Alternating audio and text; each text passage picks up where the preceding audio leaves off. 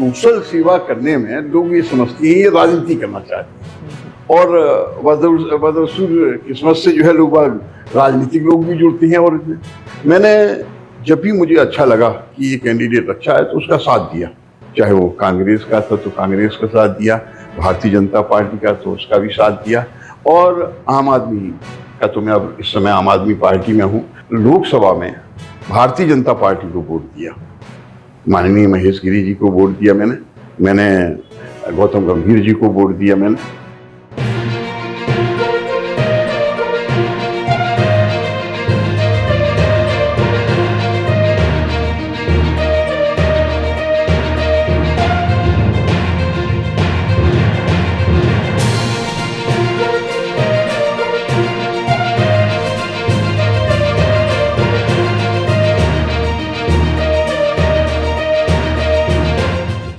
नमस्कार दोस्तों, मेरा नाम है जतिन। आप देख रहे हैं राजनीति.com। आज हमारे साथ हैं आम आदमी पार्टी के निगम प्रत्याशी झिलमिल वार्ड से श्री अवधेश कुमार जी। उनके साथ चर्चा करेंगे आज हम उनके पॉलिटिकल करियर के बारे में, उनके एनजीओ के बारे में और उनके सोशल वर्क के बारे में। नमस्कार सर। नमस्कार सर, शुरुआत करते हैं आपके पॉलिटिकल करियर की। किस तरीके से आपने शुरुआत करी, किस तरीके से आपको जागरूकता हुई कि मुझे ही सोशल वर्क में आना है और किस तरीके से लोगों की भलाई करनी है, कैसे आपने शुरुआत करी इस चीज़ की? एक्चुअल में मेरा बचपन से जो उद्देश्य है, मेरा शिक्षा है अधिकार हमारा, इसको तो देना ही होगा, स्वस्थ है ये देश हमारा, ऐसा तो करना ही होगा। ये दो विचारों के साथ में हमेशा सोशल सेवा में मैं राजनीति से दूर रहता था, लेकिन चूंकि समाज सेवा मेरा काम है, मैं रेगुलर जो भी इवन सड़क पर कूड़ा भी पड़ा होता है तो भी मुझे परेशानी होती है, कोई गरीब नजर आए तो मुझे परेशानी होती है, तो हम सोशल सेवा करते हैं। इसमें लोगों के लिए स्वास्थ्य के ऊपर काम करते हैं, लोगों को वो दवाइयाँ दिलवा देते हैं। मैंने इसी कड़ी में अभी हमारा एक परमार्जन एनजीओ है, तो उसका मेडिकल स्टोर है स्वामी दयानंद में और प्रधानमंत्री जन औषधि केंद्र, तो हम उससे सस्ती दवाइयाँ लोगों को कोई जरूरत होती है गरीबों को, तो हम वहाँ से लाकर और देते हैं फ्री। वो मेडिकल स्टोर भी फ्री दवाई देता है। तो इस तरह के रेगुलर काम हम जो है सोशल सेवा करते हैं। बच्चों को पढ़ाने का है तो हम लोगों को जो है कोशिश करते हैं छोटे से बच्चों से लगा के बड़े तक कंप्यूटर का एजुकेशन उनको देना, फ्री कंप्यूटर का एजुकेशन दिलवाते हैं। आज भी हम रेगुलर, कोई आपको लगता है कि गरीब लड़का है तो हम एजुकेशन कंप्यूटर फ्री दिलवाते हैं। जब हम इस तरह के काम करते थे तो लोग बाग हमसे कहते थे भाई आपको तो निगम पार्षद बनना चाहिए, आपको तो विधायक बनना चाहिए, जो है आप इतनी सेवा करती हैं। और लेकिन सोशल सेवा करने में लोग ये समझते हैं ये राजनीति करना चाहते हैं और बदसूर किस्मत से जो है लोग राजनीतिक लोग भी जुड़ते हैं। और मैंने जब भी मुझे अच्छा लगा कि ये कैंडिडेट अच्छा है तो उसका साथ दिया, चाहे वो कांग्रेस का था तो कांग्रेस का साथ दिया, भारतीय जनता पार्टी का तो उसका भी साथ दिया, और आम आदमी का तो मैं अब इस समय आम आदमी पार्टी में हूँ, तो आम आदमी पार्टी का भी बताऊंगा आपको किस तरीके से मैं पहुंचा हूँ। लेकिन मैंने लोकसभा में भारतीय जनता पार्टी को वोट दिया, माननीय महेश गिरी जी को वोट दिया मैंने गौतम गंभीर जी को वोट दिया क्यों दिया मैंने वोट? क्योंकि मुझे ऐसा लग रहा था कि भारतीय जनता पार्टी अच्छे काम करेगी और मोदी जी के नेतृत्व में जो मोदी जी कहेंगे वो बढ़िया काम होगा, तो हम लगातार स्टेटमेंट देते आए हुए। लेकिन जब बात राजनीति की आगे चली तो आम आदमी पार्टी ने आगे बढ़ के हमें बुलाया। मैं आम आदमी पार्टी के साथ में शुरू से रहा, साथ साथ मदद भी कोशिश की जब पार्टी बनी जब से, लेकिन सक्रिय नहीं था। मेरी आदत जो है नेताओं के पास ज्यादा जाने की नहीं है। मैंने आज तक किसी नेता के साथ ज्यादातर फोटो नहीं खिंचवाई, मुश्किल से 2-4 फोटों होंगी। मैं चुप रहता हूं, अपने और काम करने की बात करता हूं। तो गोयल साहब का इलेक्शन हुआ, पिछले इलेक्शन में भी गोयल साहब के मैंने साथ दिया। गोयल साहब, रामनिवास गोयल जी एक ऐसे व्यक्ति हैं जो काम करने वाले व्यक्ति है, जबरदस्त तरीके से। उनकी मैंने कार्य रूप देखी कि वो उनको जरा जरा से पता चलता है कोई काम यदि है क्षेत्र में तो वो काम करते हैं। तो मैं रामनिवास गोयल का फॉलोवर हूँ, वो बहुत बढ़िया काम करते हैं, तो उसी दिशा में हम आदमी पार्टी से जुड़ना और ज्यादा हो गया। जब गोयल साहब ने देखा और मुझे वार्ड अध्यक्ष बनाया तो उस समय भी मैंने कहा था कि मैंने तो मोदी जी को वोट दिया, आप मुझे वार्ड अध्यक्ष बोले दिया होगा, अब आप आम आदमी पार्टी। और मैं यकीन से कह रहा हूँ, जब मुझे उन्होंने वार्ड अध्यक्ष बनाया तो जो जिम्मेदारी दी जाती है उस जिम्मेदारी को पूरी तरीके से निभाना चाहिए। तो आदरणीय गोयल साहब ने हम पे विश्वास किया और हमने बखूबी वार्ड में काम किया, बड़े अच्छे तरीके से कार्यकर्ताओं को सबको जोड़ा, कार्यकर्ताओं को जोड़ने के साथ एक कारवां बहुत अच्छा बनाया। झिलमिल वार्ड हम हमेशा जीत के आए, हमेशा, चाहे गोयल साहब के दोनों इलेक्शन हुए तो दोनों इलेक्शन में हमने जीता। तो मेरा उद्देश्य इलेक्शन लड़ने का नहीं था, लेकिन अच्छे काम आपने करना है यदि, तो निश्चित तौर पर पावर आपके पास होना चाहिए। पावर यदि आपके पास है तो और अच्छे तरीके से काम। 2002 में आपने एक इंडिपेंडेंट, बिल्कुल बिल्कुल ठीक कह रहे हैं आप। 2002 में मैं इंडिपेंडेंट इलेक्शन लड़ा और उस समय कांग्रेस का बोलबाला था। तो उस जमाने में मुझे, जब मैं इंडिपेंडेंट लड़ा, जब मुझे कोई जानता नहीं था, तो इंडिपेंडेंट कैंडिडेटों में सबसे ज्यादा वोट मिले, जबकि रामकिशोर गुप्ता जी एनसीपी से खड़े हुए थे, घड़ी उनका चुनाव चिन्ह था, बड़े पॉपुलर, जिनके 500 तो परिवार है उनका, उसके बावजूद उनको 500 वोट आए, 500 से कम वोट आए और मुझे हजारों वोट मिले। तो एक लोगों की चाहत होती है कि कोई अच्छा आदमी आए तो उसे सपोर्ट करें। तो उसी कड़ी में फिर हमने सोचा कि नहीं, लड़ना चाहिए हमें इलेक्शन, हमें पार्टी टिकट देगी। तो जब मुझे वार्ड अध्यक्ष बनाया, तो वार्ड अध्यक्ष बनाने के बाद पार्टी ने बायोडाटा मांगा, तो मैंने पार्टी को बायोडाटा भेजा और उसके बाद पार्टी सर्वे भी कराती है। जब सर्वे पार्टी ने कराया तो उसमें, क्योंकि पूरे लोग मुझे जानते हैं, वार्ड में ज्यादातर लोग जानते हैं, तो उन्होंने हमें उसके सर्वे के आधार पर हमें टिकट दी। कोई किसी तरह का भी कोई 1 रुपए खर्च एक्स्ट्रा नहीं कराया, कोई किसी तरह की कोई बात नहीं की। तो ये वास्तविक बात थी कि कार्यकर्ताओं के लिए भी, जो आम लोग हैं, लोग वह कहते हैं अरे भाई बड़ा पैसे दिया होगा पार्टी में, पार्टी पैसे नहीं लेती है। आम आदमी पार्टी सर्वे के आधार पर और कार्यकर्ता की एक क्या गुडविल है उसके आधार पर टिकट देती है, और मैं उदाहरण हूं उसका, मुझे उन्होंने टिकट दी। 2002 के बाद 2022 में आपने इलेक्शन लड़ा। इस बीच आप काफ़ी एक्टिव रहेंगे, ऐसी बात तो नहीं है कि आपके पास मौका नहीं था इलेक्शन लड़ने का या कुछ ऐसा। तो कार्यकर्ता, एज अ कार्यकर्ता ही मैं अगर लूँ आपको, तो काफ़ी तो चुनौतियाँ आपके सामने उस वक्त भी आई होंगी। बिल्कुल ठीक कहा आपने। मेरा उद्देश्य, जैसे मैंने कहा कि चूंकि मेरा उद्देश्य इलेक्शन लड़ना नहीं रहा था, हाँ यही मैंने कहा ना, मेरा उद्देश्य जो है सेवा, समाज सेवा रहा। तो ऐसे में निश्चित तौर पर पार्टियां कहती हैं, आदरणीय डॉक्टर नरेंद्र नाथ जी से ने कहा मुझसे कि आप 24 फार्म भरो, लड़ो इलेक्शन, लेकिन उस समय कोई हमारी दिक्कत थी, उन्होंने कहा मैं नहीं लड़ सकता, जो मैं नहीं लड़ा उस समय कांग्रेस से। और हमेशा मेरे मन में ये भावना थी कि कोई भी पार्टी मेरे से कहेगी कि आपने इलेक्शन लड़ना है तो मैं इलेक्शन लड़ूं, ना कि जो है पार्टी के पीछे दौड़ूं कि मुझे टिकट दें तो मैं काम करूं, तो मैं इलेक्शन लड़ूं। हमेशा सिंपल बायोडाटा दे दिया, बात खत्म, पार्टी ने टिकट दिया तो लड़ेंगे।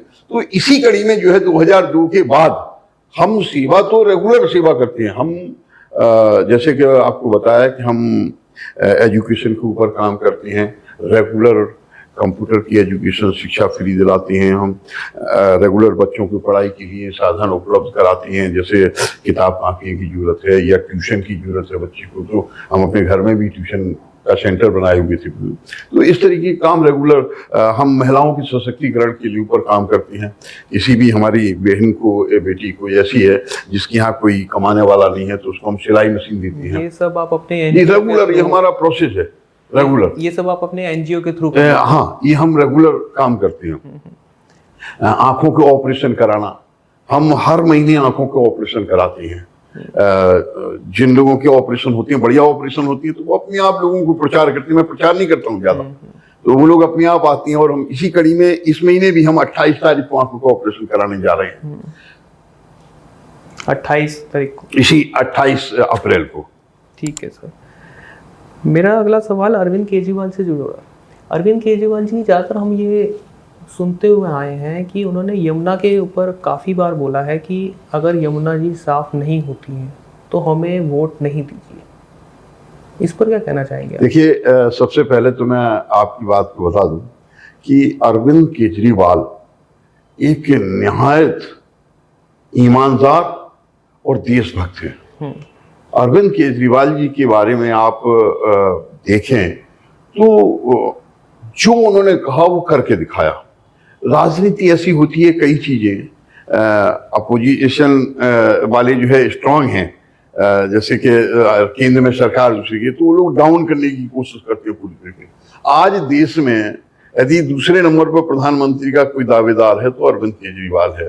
तो अरविंद केजरीवाल निश्चित तौर पे जो बात कहती हैं वो करते हैं, और यमुना की सफाई के ऊपर काफी समय से काम कर रहे हैं वो। लेकिन अब उन्होंने निश्चय किया है कि निश्चित तौर पे यमुना को साफ करके ही दम लेंगे। 2025 तक हो जाएगा मतलब ये? हाँ। ठीक है। अगला सवाल मेरा गवर्नमेंट स्कूल्स और हॉस्पिटल्स को लेकर है। नो डाउट हमने ये बदलाव देखा है कि पहले के गवर्नमेंट स्कूल और अब के गवर्नमेंट स्कूल में फ़र्क आया है, हॉस्पिटल्स में भी है।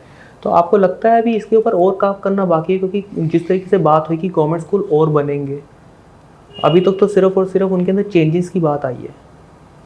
देखिए, अरविंद केजरीवाल जी और उनकी टीम रोज एजुकेशन के ऊपर काम करती है। हमारी अतिशी जो अभी शिक्षा मंत्री बनी है वो भी इसके ऊपर बराबर काम कर रही है। तो जैसा आप कह रहे हैं कि स्कूल नहीं बने, मतलब नए स्कूल नहीं बने, अरविंद केजरीवाल जी ने किसी स्कूल में चले जाइए आप, एक स्कूल की कैपेसिटी थी कि हम एक सिंपल से जो है 20 कमरे थे स्कूल में, उस स्कूल में जो है 50 कमरे बनवा दिए, तो निश्चित तौर पे कैपेसिटी बढ़ गई ना स्कूल की, स्कूल तो डबल हो गया ना। तो इस तरीके से हर स्कूल को डेवलप किया है, कमरे बनाए हैं वहां पे, मतलब लाखों कमरे बन चुके हैं स्कूल में। तो स्कूलों की कैपेसिटी भी बढ़ी है, और स्कूलों के जैसे आप देख रहे हैं कि पहले लोगों में एक मापदंड था कि यार सरकारी स्कूल में बच्चा नहीं पढ़े, आज में रेगुलर रोज हमारे पास आते हैं लोग, प्राइवेट स्कूलों के बच्चे जो होनहार बच्चे हैं वो भी प्राइवेट स्कूल छोड़ के सरकारी स्कूल में आ रहे हैं। तो ये बहुत बड़ी उपलब्धि है। दूसरी चीज, पहले रिजल्ट देखिए आप, पहले रिजल्ट प्राइवेट स्कूलों का अच्छा आता था, आज सरकारी स्कूलों का रिजल्ट बेटर है, मतलब 99% सरकारी। ये हमारे दिल्ली सरकार के कोई बोर्ड का नहीं है ये रिजल्ट सीबीएसई बोर्ड का है। सीबीएसई बोर्ड के रिजल्ट में सरकारी स्कूल के बच्चे 99% पास हो गए, बहुत बड़ी उपलब्धि है। उसी कड़ी में लोग जो है प्राइवेट स्कूलों को छोड़ के, क्योंकि पब्लिक बहुत बड़ी है, जैसा कि अभी देखा आपने कि दुनिया का सबसे बड़ा देश भारत देश जो है पब्लिक के मामले में होने जा रहा है, तो पब्लिक बहुत है, और ज्यादातर लोग सरकार प्राइवेट स्कूल छोड़ के सरकारी स्कूल में आ रहे हैं, हमारे अच्छे एजुकेशन की वजह से, अच्छा एनवायरनमेंट की वजह से। अभी हमारे यहाँ हैप्पीनेस क्लासेस चल रही हैं इस समय, बच्चों के लिए जो है पढ़ाई के अलावा बहुत सी चीजें सिखा रहे हैं। ठीक है। अच्छा, कोरोना के वक्त के अंदर आपने जैसे कहा 2022 के अंदर आपने इलेक्शन लड़ा था, कोरोना वक्त आया था हमारा 2020 के अंदर, जब हमारा सबसे पहले लॉकडाउन लगा था, उस वक्त आप काफ़ी एक्टिव रहे होंगे, तभी आपको 2022 की टिकट के लिए एज ए दावेदार आपको चुना गया। बिल्कुल बिल्कुल। हमें कोरोना के समय में जैसे ही कोरोना शुरू हुआ तो डॉक्टरों का और लोगों का अनुमान था कि सैनिटाइज होने से लोगों को संतुष्टि मिलती थी। तो मैंने करीबन 40 मशीनें ली थी। उसमें आदरणीय गोयल साहब उसमें बड़े सक्रिय थे। जैसे ही मैंने मशीनें ली तो रोज गोयल साहब का सुबह फोन आ जाता था, चौबे जी आज यहाँ सैनिटाइज होना है, आज इसके घर सैनिटाइज होना है, आज ऐसे यहाँ होना है। तो हम लोग पूरी कॉलोनी की कॉलोनी सैनिटाइज करते थे। इसके अलावा जिसको जो जोन ऐसे थे जहाँ पे जो है कोरोना हुआ था, तो उन लोगों से मिलने जाते थे, कोरोना पेशेंट के यहाँ घर में जो है जाते थे, हम पूरा घर उसका सैनिटाइज करते थे, और थोड़ी दूरी से उनसे रेगुलर मिलके आते थे। मिलके आने के बाद उनको बता के आते थे कि ये काढ़ा लेके जाते थे, गुड़ लेके जाते थे कि काढ़ा पियो आप जो है, और चिंता करने की जरूरत नहीं, कोई भी चीज की आपकी जरूरत है तो फोन नंबर दे के आते थे कि आप हमें फोन करो, हम भिजवाएंगे, आपको बाहर निकलने की जरूरत नहीं है। ऐसा हमने कोरोना के टाइम पे रेगुलर किया। और जैसा कि चूंकि कोरोना के टाइम पे कोई बाहर नहीं निकलता था, सारे लोग तो उसमें राशन बांटा। हमारे दिल्ली सरकार ने, हमारे आम आदमी पार्टी के वॉलंटियर रेगुलर अविनाश चड्डा स्कूल में यहाँ पर बांटा, यहाँ श्री राम मिनी स्टेडियम है यहाँ पे बांटा, बाबूराम स्कूल में बांटा। तो हर जगह हमारे सेंटर बने हुए थे और हम लोग जो है रेगुलर सुबह का खाना, शाम का खाना रेगुलर जो है पूरे टाइम बांटते थे। आम आदमी पार्टी के आप निगम प्रत्याशी रहे हैं। अगर प्रत्याशी रहते हैं तो आपके सामने इतने चैलेंजेस आते हैं, अगर आप पार्षद बन जाते हैं तो आप क्या समझते हैं कि और कितने चैलेंजेस को आप फेस करते हैं और उनको किस तरीके से उनका निवारण करते हैं? देखिए, निगम पार्षद एक अपने क्षेत्र का जनता का नुमाइंदा होता है और उसके पास पावर होती है। जैसे म्युनिसिपल कॉरपोरेशन है तो उनके पास कर्मचारी होते हैं, हर डिपार्टमेंट उनके पास है, मतलब एजुकेशन भी उनके पास में है, स्वास्थ्य भी उनके पास में है, हॉर्टिकल्चर भी उनके पास में है।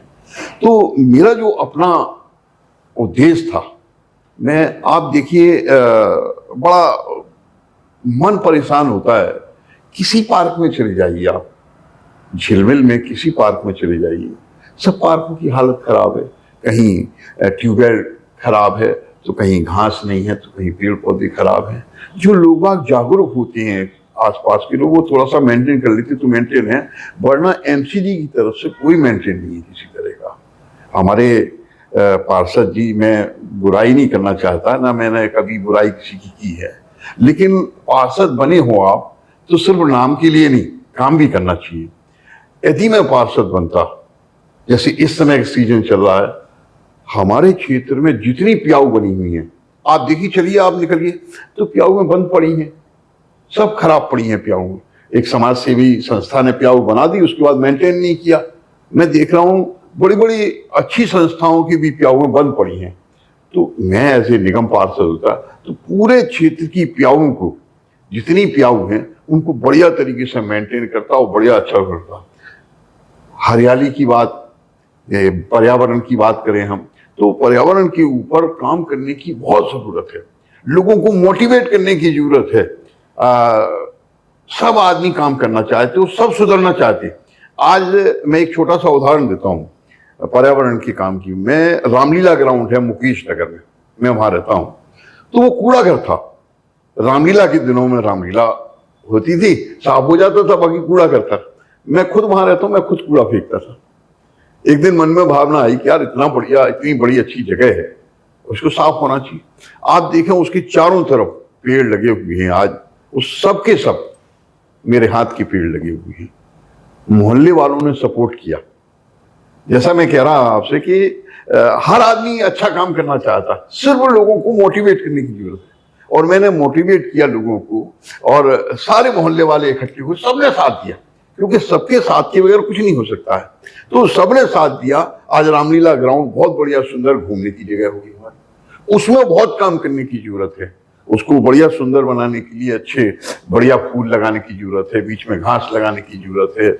इसी तरीके से जितने पार्क हैं, प्याऊ का मैंने बताया, इसके बाद पार्क हैं, तो पार्कों को बहुत सुंदर तरीके से बनाता मैं रेगुलर, अब भी कोशिश करूंगा। इसी तरीके से गड्ढा मुक्त सड़क, गड्ढा मुक्त सड़क में कुछ नहीं लगने वाला है, सिर्फ जो है निगम पार्षद की अपनी कार्य क्षमता की बात है। एक हमारे पास में एमसीडी में कर्मचारी होती है, वर्ष डिपार्टमेंट है, हमने सिर्फ 2-4 ट्रॉली रेता बदरपुर और सीमेंट रखना है।